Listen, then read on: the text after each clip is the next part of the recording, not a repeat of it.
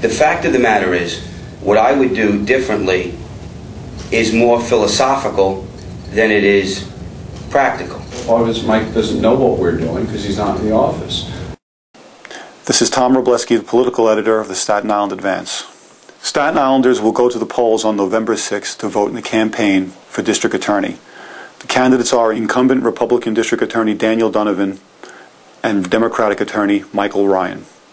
Donovan was first elected in 2003 and is seeking a second four-year term in office. Donovan is a former deputy borough president serving under Borough President James P. Molinaro. He was also chief of staff to former Borough President Guy V. Molinari. Ryan is a former probation officer and was also acting deputy coordinator of the City Office of Criminal Justice Coordinator for Mayor Rudolph Giuliani. He was also deputy director of the State Division of Criminal Justice Services under Governor George Pataki. The two men recently squared off before the Advance editorial board, speaking about issues that have come up during the campaign, including felony conviction rates and the hiring practices in the district attorney's office. Dan says he leads the city in DWI convictions. In 2006, there were 667 DWI arrests on Staten Island, 654 misdemeanors and 13 felonies.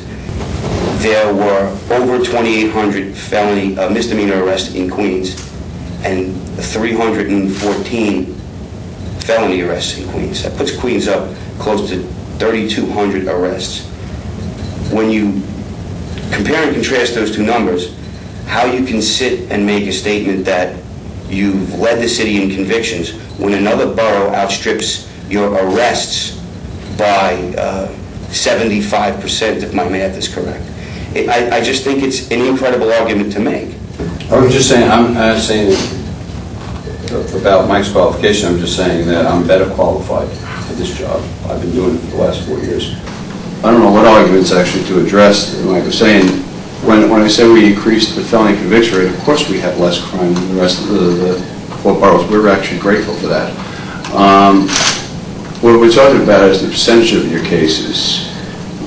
I'm not going to have as many homicide convictions as the Manhattan DA's office has because we have less homicides. But if we're convicting a higher percentage of the people that we're trying or prosecuting, that's the way the agency that Mike used to work for, the Division of Criminal Justice Services, that's how they measure the successes of district attorneys' offices. We're just taking the numbers from them. We're not making this stuff up.